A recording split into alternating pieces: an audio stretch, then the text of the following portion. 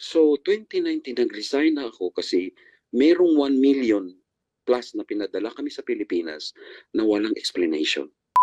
So nag-resign ako. Siniraan ako ngayon ng mga workers dito. Nagnakaw daw ako ng pera sa kaban ng kanilang charitable institution. Sabi Naku ko, po, yan na nga po ba ang sinasabi natin. Ngayon, ang mga lumalabas na katanungan sa social media, ang tanong po ng ating mga kababayan, ito po bang si Dindo scammer o biktima? Yan po ang ating alamin dito sa video na to. At in fairness dito kay Senator Risa Hontiveros, di na po siya ngayon gumagamit ng alias Totoong pangalan na daw po ang mga ginagamit niya dito sa hearing na to. Kasi po, napulaan po siya doon sa mga nauna niyang hearing. Paano ba naman? Ang ginagamit po niyang pangalan sa kanyang mga witness, puro alias Jackson, alias Rene, alias David. Ngayon po, wala na pong alias Dindo na lang para yung credibility, ma-establish ng maayos. Ayan. Ngayon, ang tinatanong ng ating mga kababayan po ngayon sa mundo ng social media, ito po bang si Dindo, scammer o biktima? I-comment nyo na po, ilatag nyo na ang inyong saloobin dyan sa baba at para mabasa na rin po ng ating mga kababayan. Maiinit na usapin po ngayon sa social media dito sa issue na to ni Pastor Apollo Kibuloy. Ito pong si Senator Risa Hontiveros, kagaya nung nauna po nating ibinalita kaninang umaga, Apollo Kibuloy, no show. Sa Senado, ipapa-aresto. Yun po ang napagdesisyonan itong si Senator Risa Hontiveros na i-contempt, na ma-contempt itong si Pastor Apollo Kibuloy. Kaso po ang problema mga kababayan, tinutulan po yan nitong si Senator Robin Padilla. Sa wakas, medyo nakaramdam po tayo ng bago, ika nga. Bago dyan sa Senado. Kasi usually, sa Senado po, pagka merong gustong gawin, yung isa sa kanila dyan, bandwagon po yung tipong pagka itong si Senator A, gusto niyang i-contempt itong tao na to, lahat yan, walang kukontra. Ewan na lang po natin ito kung itong si Senator Robin Padilla, pag merong gustong ipasang batas to, talagang, ang tawag dito, susuyurin itong si Senator Risa Hontiveros. Ganyan po yan. Sa Senado, pag ganyan po talaga dyan, pagka kunyari, medyo meron kang nakaalitan dyan sa Senado. Ngayon, yung mga agenda mo, yung mga batas na gusto mong isulong, pagdating sa floor, papahirapan ka ng mga yan. Siguro tanggap na yon itong si Senator Robin Padilla na kung saan sa mga darating na panahon, kung sakaling meron siyang isulong na batas o panukala diyan sa Senado, talagang hindi na po niya makukuha ang suporta nitong si Senator Risa Hontiveros dahil po contempt kay Kibuloy ipinahold ng 7 araw. Yan po ang ginawa nitong si Senator Robin Padilla. Napakaganda po ng pangyayari na yan. At least nakikita po natin ngayon, yung ating Senado hindi na po kagaya nung dati. Meron lang yung mga kagaya nitong si Senator Robin Padilla. Kahit papaano, pagka meron silang napansin na ba, parang may mali ata dyan sa ginagawa mo, kaibigan. Ang ginawa po nitong si Senator Robin Padilla, pinalagan niya po yung contempt laban dito kay Pastor Apollo Kibuloy. Ngayon naman mga kababayan, etong si Sir Dindo, meron po siyang isisiwalat. Ano po yan, nasa ibang bansa. Naging leader po siya ng KOJC. Kagaya po ng sinabi natin dito sa PH Update at kagaya po ng napanood nyo sa ating intro, hindi po tayo one-sided dito kagaya ng ibang mga politiko. Pagka nagsalita sila, gusto nila yung side na lang nila, yung kanilang iparinig at yung narrative nila, yun na lang ang gusto nilang ipakita sa tao. Hindi po tayo ganun dito sa PH Update mga kababayan. Ang gusto po natin dito mga kababayan, matimbang natin na maigi kung alin nga ba ang sa tingin ng ating mga kababayan at personal na sa tingin natin dito sa PH Update, nasa tama. Hindi po tayo pwede doon sa dahil ayaw siya ni congressman o senator A, ayaw na rin siya ni PH Update. Hindi po ganon. Mali po yung ganong klaseng mentality. Base po kasi sa track record nitong si Senator Risa Hontiveros sa mga nakalipas na hearing hindi lang po diyan sa Senado, ay diyan po sa Senado, talagang, pagdating po sa mga witness, medyo yung credibility nitong si Hontiveros, tagilid po siya diyan. Kung maglalatag ng, ano diyan, witness, yung ibang mga senador kagaya nitong si Tolentino, malamang papaniwalaan natin kaagad 'yan. O itong si Senator Robin Padilla, o itong si Senator Bato de la Rosa. Kasi wala silang track record na di umano, nanunuhol. Di umano nanunuhol ng witness. Hindi wala silang ganong klaseng track record kagaya nitong si Senator Risa Hontiveros na ayon sa ibang mga abogado, kagaya nitong si Attorney Ferdy Topacio, merong napakapangit na track record itong si Senator Risa Hontiveros pagdating sa mga witness. Kaya pagka naglabas siya ng witness, kahit gustong-gusto na po nating maniwala diyan, yung tipong napakahirap po basta-basta maniwala, 'no? Napakahirap pong basta-basta maniwala ka. Kagaya nung nauna nating video po kanina, 'di ba? Ngayon ang tanong, nasaan na si alias Jackson? Oh, ang sabi po nitong si Senator Risa Hontiveros, nasa mabuti daw siyang, kalagayan, 'no? Safe and sound. Ayan. Oh, siyempre kanino natin tatanong itong si alias Rene, hindi na natin siya itatanong kung kanino pa man, 'no? Itanong natin yung mga witness na 'yan, nasa pangangalaga sila nitong si Senator Risa Hontiveros. Ngayon, doon sa naghuling video po natin, recap tayo ng konti. Naglabas po ng, screenshot itong si Senator Risa Hontiveros na kung saan, meron pong nakalagay doon sa anong tawag dito, doon sa text message na, inaalok daw itong kanyang mga witness ng, travel, pera, at kung ano pa man para mag-recant ng kanilang statement. Kaso ang pagkakamali dito nitong si Senator Risa Hontiveros, dapat pinangalanan niya kung sino yung nag-text, okey? Ipinakita niya, yung pangalan kung sino yung nag-text sa kanila. At panigurado kung ang tinext man kung ang, minessage man, nitong, sinasabi nitong si Senator Risa Hontiveros na gustong, suhulan itong si alias Jackson o si alias, Rene, kilala po nila 'yan. Yang numero na 'yan o yang, Facebook, account na 'yan, kilala po nila 'yan. Dapat sana nagkaroon ka ng ganyang klaseng pagdinig, Senator Risa. Pinatawag mo yung nag-text sa'yo na yun at tinanong kung kanino manggagaling yung pondo na ipambabayad sa iyong mga surviving victim. Okay? Pakinggan po natin itong si Dindo, itong si alias Dindo. Ang tanong dito ng ating mga kababayan, scammer nga ba? Scammer ba? O biktima? Nagtatanong po tayo, hindi po tayo nag-aakusa dito mga kababayan. Next, friends, we call on Dindo Makiling. Ayun, Kanya rin pong tunay na pangalan. na-trauma si Idol. Puro alias po kasi siya nung nakaraan kaya ngayon, dapat meron ng pangalan pagka may nagte-testify diyan kasi na ano po siya nababash siya, puro alias Si Dindo naman po ay naging Executive Director ng Children's Joy Foundation sa Canada at sa Australia. Familiar po sa atin yung pangalan niyang di umanong NGO.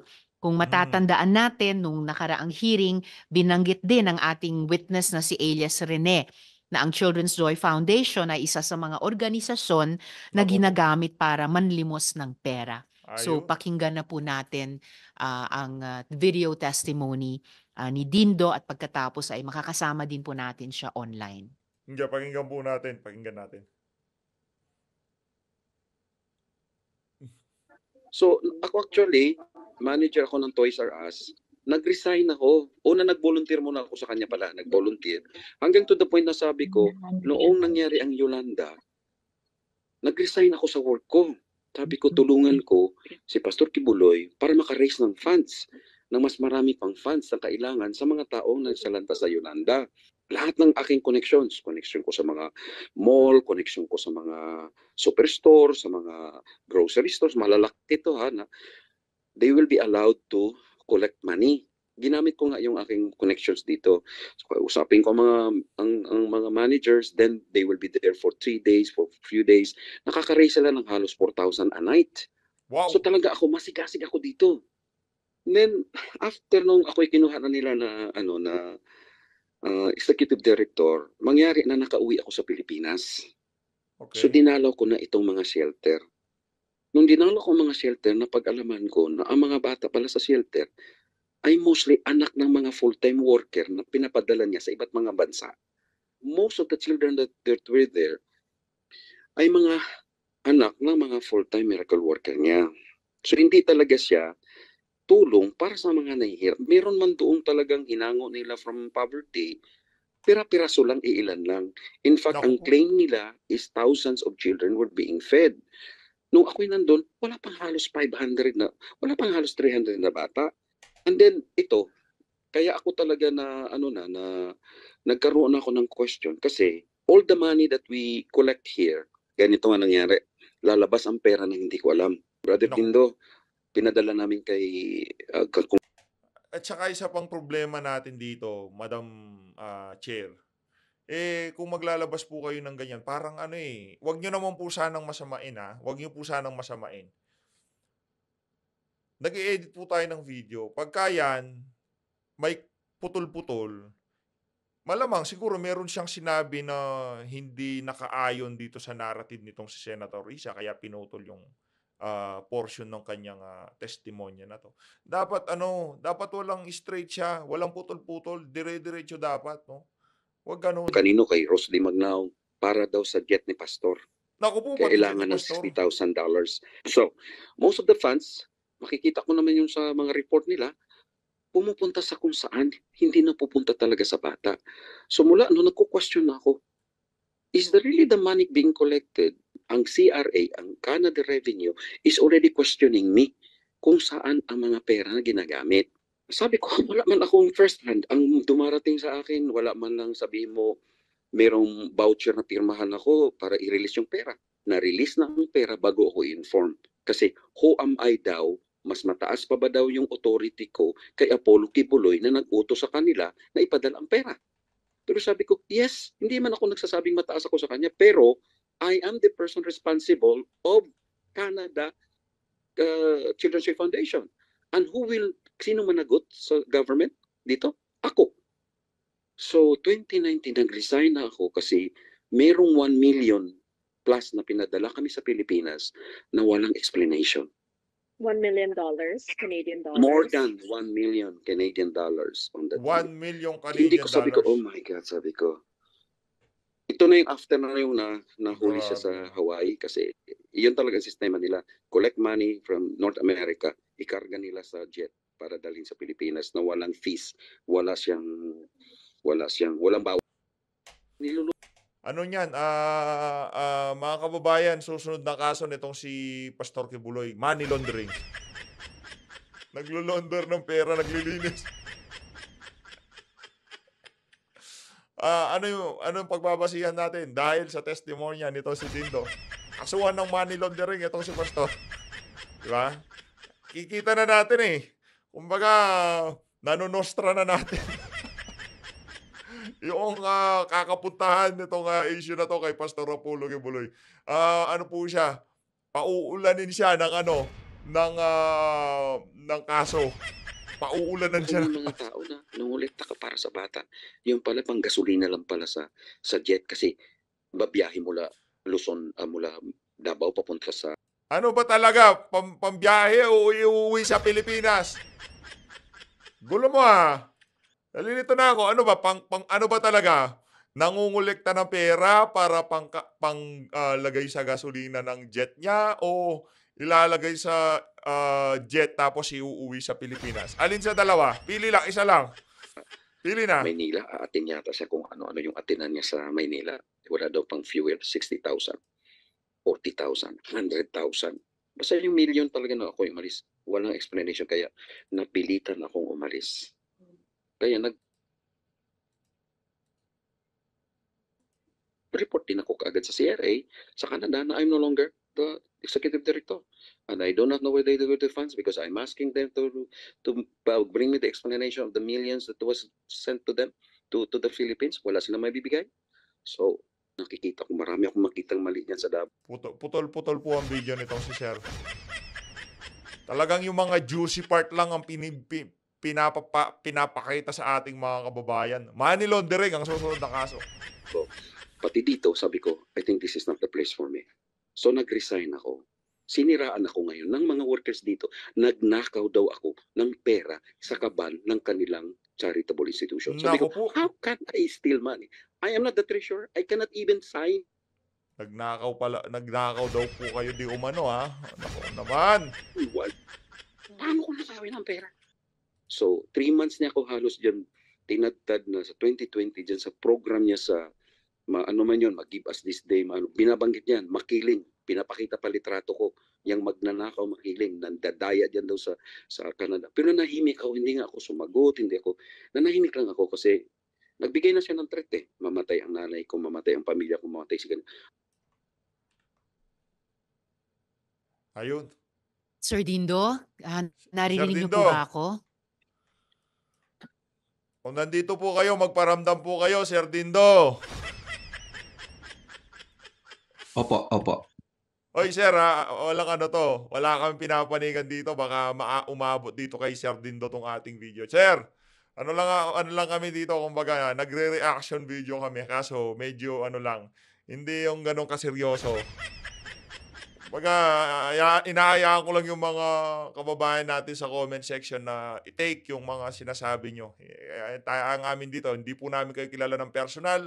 Wala po kaming galit sa inyo at kung ano man nasasabihin nyo, sa inyo po yun. Opo, Okay, Madam salamat Chair. po. Magandang umaga po, Madam Chair. Nagparamdam na. Magandang umaga po. Ayan, nakikita Magandang umaga din po. namin kayo. Salamat po. For Ayan. the record, Sir Dindo, Opo. kino-confirm niyo po ba na yung video na iyan ay kayo, na binigay niyo yan ng kusang loob at pinatutotohanan yung lahat ng sinabi niyo doon? Ako po yan, Madam Chair, at hindi Hindi, tinutukan siya ng mic para marinig po ako natin. nabayaran, Madam Chair. Oy, Okay. hindi naman tinatanong kung nabayaran. Ikaw naman, sir. Di ka naman tinatanong kung nabayaran. Tinatanong lang kung ikaw ba yan. Sagutin mo lang ang tanong. Ikaw ba yan at walang namilit sa'yo na mag-testify dito kung saan loob mong binigay yung mga testimonya mo na yan? Ang sagot mo, walang binayaran. Hindi Salamat ako po, sir. binayaran. Walang nag-alok sa akin ng bayad, Madam Chair. Ayos. Ako po Okay yun. na. Okay, Maniniwala na salamat kami. po. Sabi niyo dun sa video, pinagbintangan kayong magnanakaw. Has a Opo. case ever been filed against you, whether doon sa Canada or dito sa Pilipinas? Ganito po yun, Madam Chair, nung pagkabanggit nila dyan sa Give Us This Day nila, national TV pa yun, nanahimik po ako.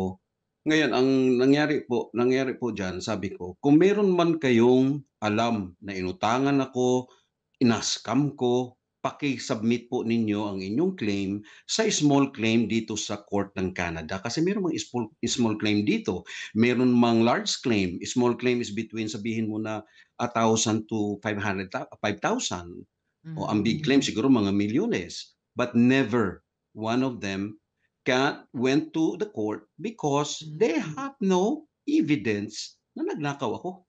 Oh, okay. So Okay. wala pong kaso sa inyo sa small claims court dyan sa Canada. Wala po. Wala rin pong kaso laban sa inyo sa korte dito sa Pilipinas. Yan ang hindi ko po alam, pero so far, wala man po akong natatanggap na subpoena or ano man po, wala man po. At siguro pag may natanggap kayong subpoena, mag-a-appear kayo, ano? Eh for sure po, kasi Okay. wala akong kasalanan po eh. Bakit ako Okay. magtatago? Wala naman akong Maganda kamalian. po yun. Maganda Di po ba? yun.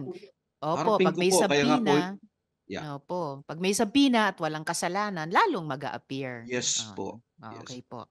Mhm. Malinaw po yun. Ngayon po, Sir Dindo, pwede niyo po bang ipaliwanag itong dokumento sa amin? May ifa-flash po kami sa screen.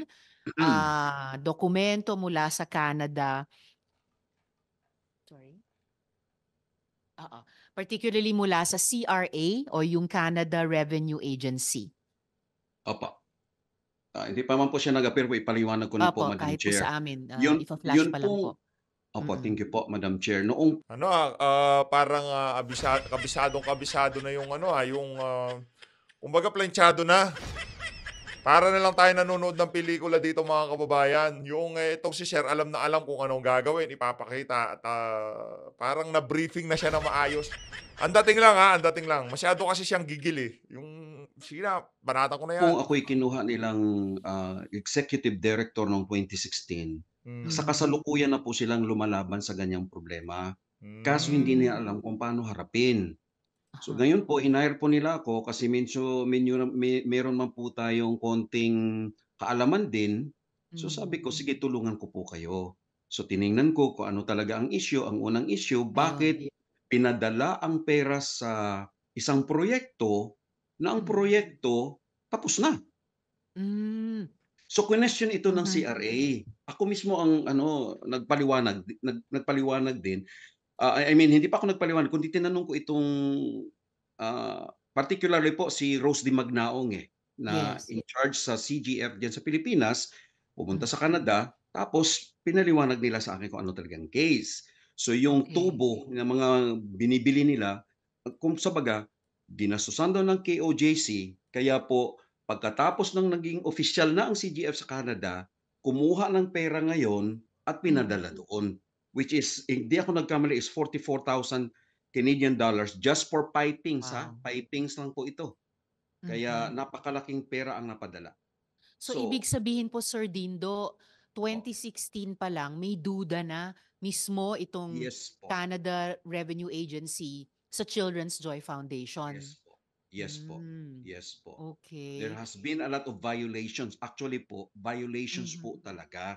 Hindi lang po siya yung duda, kundi po violations that are being stipulated that you have violated these laws, these charitable laws. This is what you have violated, which is I think 4 of the violations that they have made there. But we were not able to give a satisfactory answer. It's because when I was there, I tried to change the culture. Kasi the culture is whenever Pastor Apollo Sikibuloy will say, I need this, they have to send it kahit na walang project. So sabi ko, hindi natin pwede gawin yan mga kapatid. Ayon sa alintuntunin ng Canada Charitable Laws is gumawa muna kayo ng proyekto, makipaggawa kayo ng MOA agreement, then sabihin nyo magkano bang funding, pagkatapos ng funding, padala natin. Hindi lahat muna ha. Kasi sa Opo. kanila, palahat talaga. Ipadala natin unti-unti as the project progresses. Right. So, Hindi yung taga tapos na okay. yung proyekto. Opo, dadalaw muna yung taga-Canada, o kumusta na yung project ko? O, sige, ipadala namin yung sunod na release para na matapos nyo. Ay, hindi po diyan sa kanila, hindi. Labas mo na si pera, wala ang project. Doon I po see. ako nagtatanong. Parang ghost project. Pero in fairness naman po, nung ako po'y humawak dyan at kasama ko si Rose Di Magnaong, kasi nakita ko po sa lahat ng administrator niya po, in fairness po si Rose Di Magnaong, yan lang po nakita kong administrator na makatao, na totoo kong nakitang makadiyos, na maganda makipagrelasyon. Nakaproyekto kami dyan ng shelter, ang tawag residential home sa Indangan. Ang unang project po niyan, Canada po na project po yan. So, yung project po na yan is 1.4 initial doon sa una naming pagtingin sa proyekto. 1.4 lang po. Pagdating ng naitayo po yan, merong pinagiba po si Pastor Apollo Sikibuloy. Kasi hindi niya nagustuhan ang struktura. Ganyan po yan si Pastor Apollo Sikibuloy. Once hindi niya gusto, kahit na dugot pawis ng tao ang ginamit sa project na yon, ipagiba niya. So, pinagiba, naging umabot po yan ng 1.7 Canadian million dollars ang project. Wow. Diyan sa Indangan po yung 4-story na building.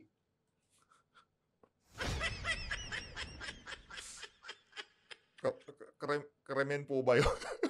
Ano po ba yung ini-emphasize na ganun po talaga si si Kibuloy pagka ayaw niya pinapagiba niya. Ito naman si Senator Risa. Wow.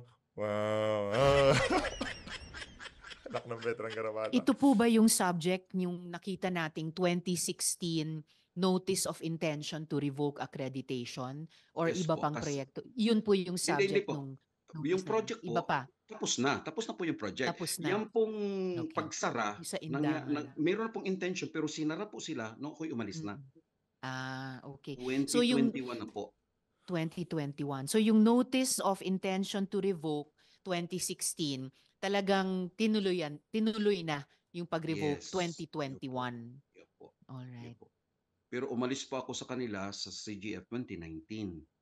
2019. Pero naka-address pa rin sa pangalan ko yan, even though sinabihan ko ng CRA, I'm no longer connected with them. Okay. And then, Sir Dindo, nakwento nyo rin po sa staff ko yung mga marriage scam. Yes. Maaari nyo po bang ikwento iyan sa komite? At kayo ba mismo ay, kayo rin ba nakaranas nito? Yes po. Yes Naku po. po, yan na. Ang nangyari po kasi, Madam Chair, Ayun na, inisip na ni sir. Talagang pumikit siya eh. Tandaan niyo po mga kababayan, yung pagtingin sa taas, pagpikit, pag nagsasalita, meron kang inaalala na nangyari. Kumbaga yung event sa utak mo, binabalikan mo. Once na yung mata mo, ilinagay mo sa taas, yan, nag-iisip yan. Pumikit, nag-iisip yan, pagkaganyan. Parang rini-recall mo. Isa po yan sa mga, tawag dyan, sipat. nung ako'y na-convert noong 2012, Mm. yung aking pong, actually girlfriend ko siya pa noon, nagpunta ng Hong Kong. So mayroon akong 2 children na napadala sa Davao. Nag-request ako na padala sa Davao noong 2012. Nitong 2013, may lumapit sa akin kung pwede, kasi citizen na po ako ng Canada Wow. nung time na yon. So sabi nila, Ayos. pwede ba Brad na ganito?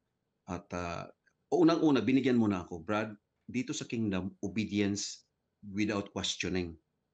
Oh. So sabi ko, siyempre ang mga anak ko nasa Davao na. Nung pagkasabi sa akin na pwede ko ba daw pakasalan kasi mapapaso na yung visa. Actually, medyo nahirapan ako kasi ang dami na nag-alok po sa akin may 20,000 hindi galing sa kanila, tagalabas pa lang. Mayroong galing sa Spain, sa Mexico, may nag-alok sa akin outside to sa Kingdom. Hindi ako pumayag. Dito sa kanila, libre na nga. Pagkasabi nila, siyempre naisip ko, nandun yung dalawang anak ko, parang utang na loob ko ito. Alam mo yung utang na loob talaga? Hindi na nagkakamali ang Pilipino sa utang na loob Yan tayo nagkakamali sa mga desisyon Paano kaya?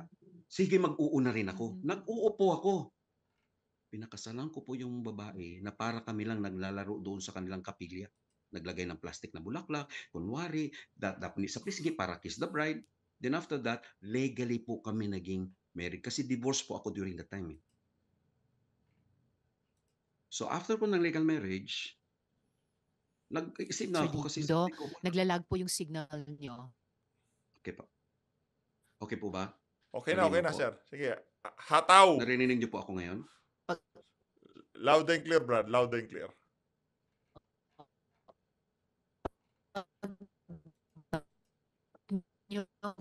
Choppy po. Choppy, Yung Brad, video choppy. nyo, pero Okay. ayan, parang umokay na po. Pwedeng Apo, sige. pakiulit yung part na sinabi nyong nagpakasal kayo dun sa babae. Yeah, nagpakasal po ako sa isang worker na mawawala na po ng visa para lang po Oh. magkaroon ng permanent residency dito sa Canada.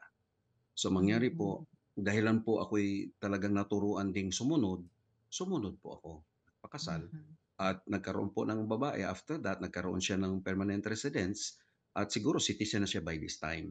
Then, nag-divorce po ako, nagalit po yung pinagsalatian po ako ng administrator na si Mariteo Canada, bakit ko daw dinivorce. So, nagbiro nga po ako, bakit mayroon pa po bang susunod na pakasalan ako? Pakasalan ko. Wow. May Wow. ganun po Kasi ba? ngayon, Wow. Madam Chair, idagdag ko lang Grabe. po. Hindi lang Sir, naawa na ako. Grabe, Senrisa. Napapaganyan na rin ako, Senrisa. Kasuklam-suklam. Wow. Meron pong kulang-kulang 100 na kasalan po dito sa Kingdom ni Pastor Kibuloy na puro peke. Dito lang po sa Canada ha. Si Wow. Ano pala grabe. Ibang klase. Wow. Mariteo Canada, kinasal din po yan sa Di isang ba, yan din yung playbook nitong si Senrisa pagdating dito kay tawag dito. I mean, ito yung ganitong senaryo ang nangyari dito sa kapihan. Yung mga peking kasalan. Kasi ano yan mainit sa tao. Ay, naku po, peking kasalan. Labudol yan, peking kasalan yan. yung worker dito. Madami po yan. Dandy Kabahog, yung Ferdinand Kabahog po, kinasal po din yan dito. Ayun. Ng puro mga peking kasal. Peking kasal. Meron pong Jeremiah Carion. Yan po yung mga peking kasal. Ang Peking kasal pinagmamalaki din. pa nga ni Jeremiah, hindi lang daw isa ang kanyang peking kasal. Oh, Para wow. lang po ang isang Oh, worker wow. ay magkaroon ng status kasi gusto nga nilang Oh, manatili sa bansa illegally. Kasi illegal oh, na nga silang pumasok po dito eh. To tell you oh. honestly, pumasok sila I, dito illegal. oh, yung Jeremiah Wow. Carrion, kasi yun po ang middle name din ni Pastor Kibuloy. Magkamag-anak po ba sila? Hindi ko nga po hindi ko nga po Okay. alam eh kung paano nila And, ginawa po 'yan eh kasi ang kanyang Jeremiah ay hindi siya Karyon po eh. Nagtaka nga po ako bakit ito pala, dito sa Canada once ikasal ka, pwede kang mag-change ng family name in favor of whoever is you want a family name is. Siguro po doon niya binago ang Ay, pagiging wow. Karyon nung nagpakasal siya kay Elizabeth Carrion Canada. No, Elizabeth Elizabeth Delis Carrion yung una niyang pinakasalan dito. Ayun. Siya dating administrator dito sa Canada. Ay, Elizabeth nagko-coach kay Delis Sir, ah. Carrion. So you can actually choose your wife's family name to be your family name na. sorry, sinong nagpakasal kay Elizabeth Deles Carrion? Si Jeremiah Carrion, Jeremiah. naging Carrion Okay ang po. family name niya. Okay po. At yung Mariteo, Canada, sino naman po siya? Siya po yung administrator at president nung ako po umalis ng 2019. Siya po, I think until now, she is also the administrator, pati po ng Australia. Okay. And nakakabigla yung bilang na sinabi nyo kanina, Sir Dindo, na may personal knowledge kayo ng higit 100 fake marriages dyan sa Canada para lamang magkaroon ng visa, magkaroon ng permanent residency at eventually maging citizen. Pero ito kay Dindo, ha, wala tayong masyadong masasabi dito sa testimonya niya. Pero kung ako sa iyo, sir, dapat di ka lumapit dito kay Hontiveros. Maraming mga senador dyan na pwede mong lapitan. Na merong magandang track record, yung credibility nila, hindi sira pagdating sa mga witness. Mali pong, para sa atin kung lumapit ka kay Senator Robin Padilla o Senator Rapi Tulfo o dun sa ibang mga senador maliban dito kay Risa Hontiveros, mas mabigat ang dating ng ng testimonya mo sa totoo lang. Dyan po sa Canada. Yeah, most likely po. Most likely kung bibilangin mo Most yung likely. workers niya na wala ng status. Kasi more or less ang workers nung ako'y panahon na nandiyan pa ako sa kanila. Kasi ako rin na nagti-training ng mga workers para mapaayos ang kanilang operations. Kulang-kulang po 200 ang workers Okay. na pinapadala na either tourist or meron ng status dito. Pero ang may status na dito, yun na yung magiging leader tulad ni Dandy Cabahog. Yan. Ito po bang lahat ng 200 workers na train nyo, na tulungan ninyo, lahat po sila ay pumasok sa marriage scam or yung mga kalahati, yung more than 100? Maybe lesser po ng 100. Hindi ko po Less masasabing than. 100. Okay. Kasi during the time na nandun po ako, sa aking bilang lang po is already is already almost 50 na po Almost. That was 2019. Okay. 2020, 21, 22, 24. So, and he has been doing that modus operandi all the while para nga magkaroon ng status yung mga walang status dito. Okay. Maraming salamat po. Ayun na mga kabayan, dito na po natatapusin ang ating reaction video. Latang nyo lang po sa baba yung mga punto de vista kaugnay dito sa testimonya nitong si Mr. Dindo. Maraming salamat po. Mag-ingat po kayong lahat. To God be the glory. Hasta la vista, baby. Mahalin po natin ang Pilipinas.